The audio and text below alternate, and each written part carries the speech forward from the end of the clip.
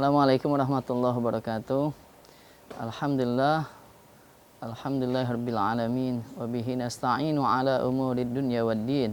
Allahumma shalli wa sallim wa barik wa karim wa azim ala habibina wa syafi'ina wa qurrati a'yunina sayyidina wa maulana Muhammadin wa ala alihi wa ashabihi wa man tabi'ahu wa nasarahu ila yaumiddin. Amma ba'du. Para pemirsa, para netizen dimanapun Anda berada yang dimuliakan Allah, syukur alhamdulillah kita saat ini sudah berada di gerbang bulan suci Ramadan. Kita pantas berbahagia, bergembira atas datangnya bulan suci Ramadan, karena bulan Ramadan merupakan bulan yang istimewa, di mana hari-hari kita penuh dengan ibadah kepada Allah Subhanahu wa taala. Siang hari kita berpuasa, menahan lapar dan dahaga. Kemudian kita banyak mengeluarkan zakat, infak, sedekah. Dan di malam hari kita menghabiskan saat-saat kita berasyik masuk kepada Allah Subhanahu wa taala. Kita ruku, sujud, bermunajat kepadanya. Para pemirsa yang dimuliakan Allah, Rasulullah SAW dalam hadis qudsi mengabarkan, an Abi Hurairah radhiyallahu anhu qala Rasulullah sallallahu alaihi wasallam, qala Allah azza wa jalla, kullu amal ibni adam lahu illa siyam fa innahu li wa ana ajzi bihi. Dalam hadis qudsi Allah Subhanahu wa taala berfirman, yang artinya setiap amal anak Adam baginya kecuali puasa. Puasa, kata Allah, untukku dan akulah yang akan langsung membalasnya. Dan begitu luar biasanya manfaat dari puasa, ya.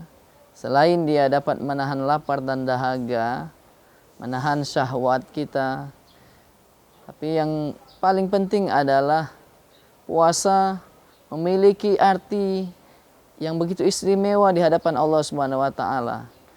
Karena puasa yang akan membalasnya adalah Allah Subhanahu wa taala langsung.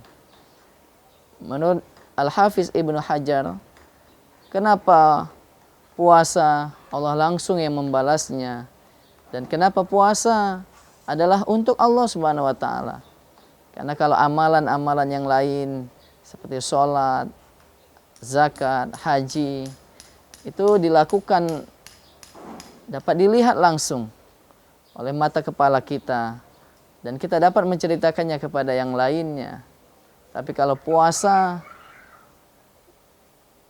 khusus, ya, privat sifatnya. Karena ketika kita berpuasa tidak ada yang tahu kecuali hanya kita dan Allah Subhanahu wa taala. Ketika seseorang dia berpuasa, dia tidak dapat, dia terbebas dari perbuatan riya, ya. Riya adalah amalan yang ditunjuk-tunjukkan, dilihat-lihatkan kepada orang lain, ya, bahwa dia melakukan amal soleh itu. Tapi kalau puasa, ketika kita menahan lapar dan dahaga, kita sendiri yang merasakannya. Jadi begitu intimnya, begitu dekatnya seseorang yang berpuasa, ya, sampai-sampai disebutkan bahwa jarak yang terdekat seorang hamba dengan Tuhannya adalah saat-saat dia berpuasa.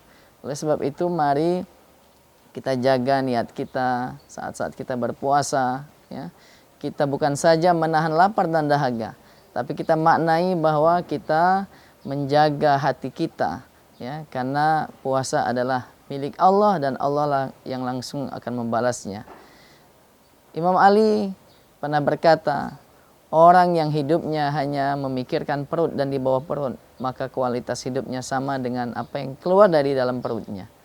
Oleh sebab itu, kita ya, selama ini barangkali sering, ya, dikendalikan oleh hawa nafsu dan syahwat kita, sehingga sampai-sampai kita gara-gara urusan perut dan di bawah perut, kita kadang menyakiti saudara-saudara kita yang lainnya.